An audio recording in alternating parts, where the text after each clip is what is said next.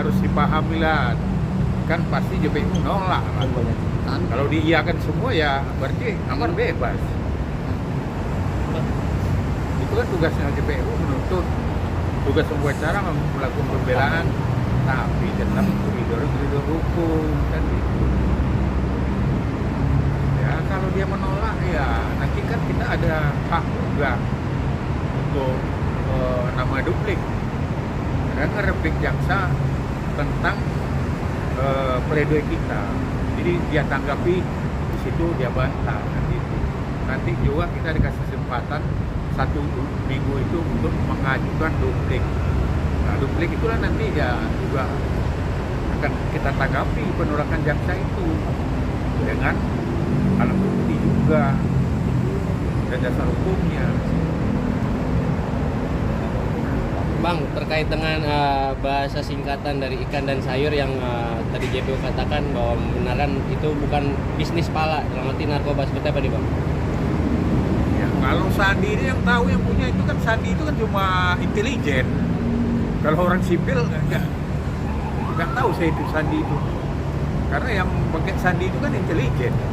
Tapi kan dikatakan sama JPU kan Amar sama Akri sendiri menggunakan sandi kayak gitu Bang. Ya sekarang kan walaupun dia pergunakan, tapi kan bahasa sandi itu kan dalam undang-undang, dalam hukum kan tidak dikenal. Itu bahasa intelijen. Jadi itu bukan alibi, alasan daripada JPU untuk mengatakan itu ya narkoba dengan apa. Bahasanya udah lain, sayur, kemudian ikan. Terus ada bahasa narkoba nggak di situ, ganja atau sabu? Ada nggak? Ada. Ya, hah? Hal tersebut sudah dikonfirmasi sama Akri juga Bang? Ya Akri kan saksi fakta. Udah jelas Akri ini kan gini, dia pelaku utama, dia mau melepas diri, melepaskan perbuatan dia ini, dia ke Amar. Kita harus paham lah itu. Sudah ada bagi hasil kan belum juga. Ya itu kan menurut jaksa bagi hasil. Sekarang dia modal 50 juta, sekarang baliknya apa 22 juta. Terus ada untung nggak itu? Coba ya, harus dipahami juga. Ya logika lah, sekarang saya kasih ini 50 juta, sekarang balik 22 juta. Terus itu sudah ada keuntungan katanya. Coba. Tapi dari pihak JPU sendiri Bang, terkait hal yang barusan ini Abang bilang bukan masalah ada untung atau enggak ya, tapi kan keburu ketangkep nih kata pihak JPU tadi nih Bang. Ya sekarang keburu ditangkap kan namanya apa? Ya kita kan bicara fakta aja.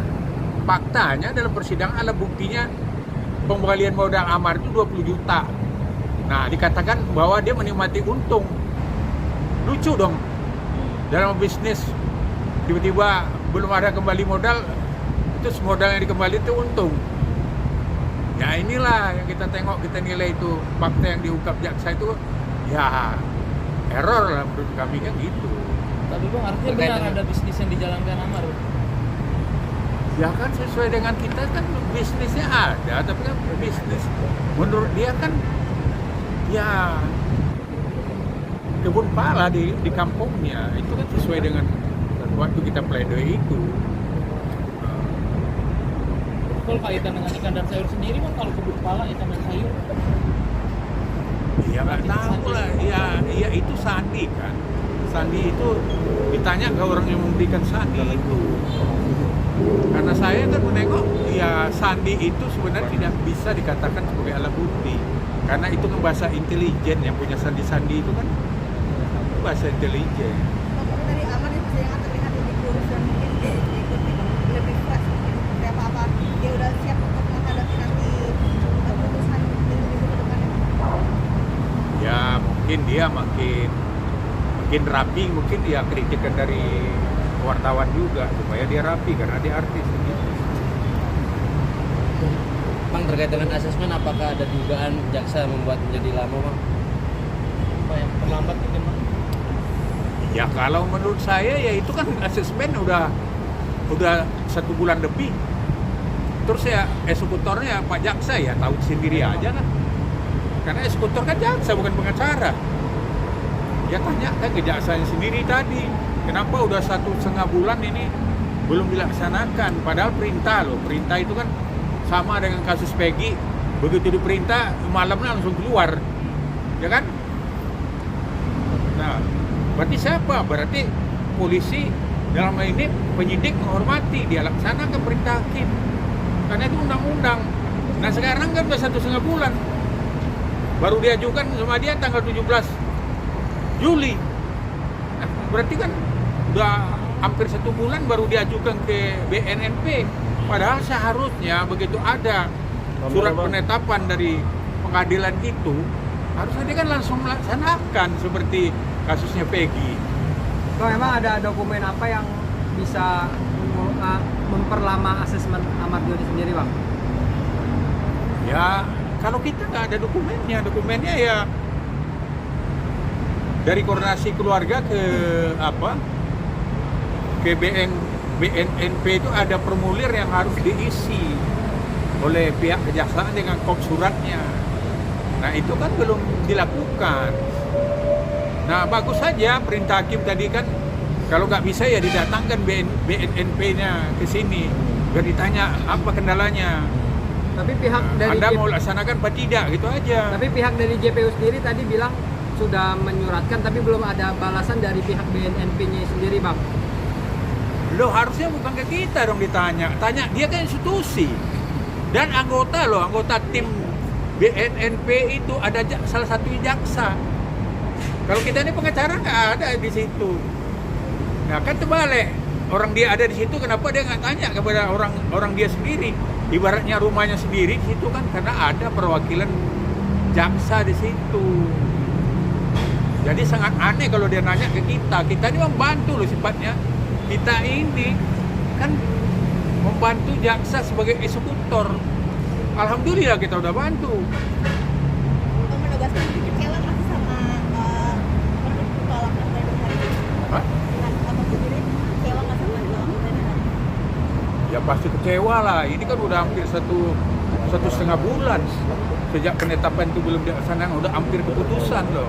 Padahal ini kan sangat dibutuhkan oleh Amar, karena nanti asesmen itu akan menilai tentang psikiaternya, apa sarafnya ini suhu usaha sampai di mana, kemudian ya psikolognya sampai di mana, dan kemudian ada juga aturan-aturan yang ya tentang keterlibatan jaringan narkoba itu sampai di mana. Ini kan lengkap nanti jawabannya dari BNNP atau BNN pusat. Itu tugas mereka, negara juga bayar mereka kok. Artinya di sidang selanjutnya Bang kemungkinan bakal menghadirkan pihak dari BNNP Bang ya?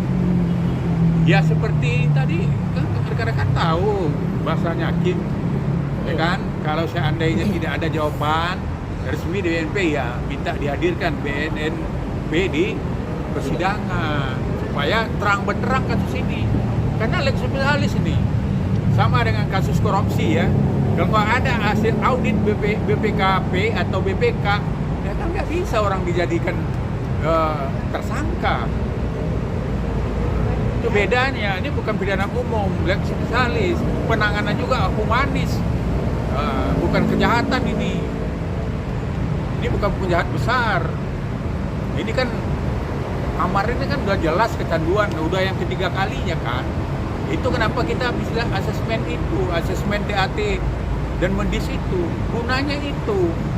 Seharusnya jaksa mendukung ini supaya perkara ini terang benderang di pengadilan ini. Apa yang terjadi yang sebenarnya. Oke. Siap. Makasih.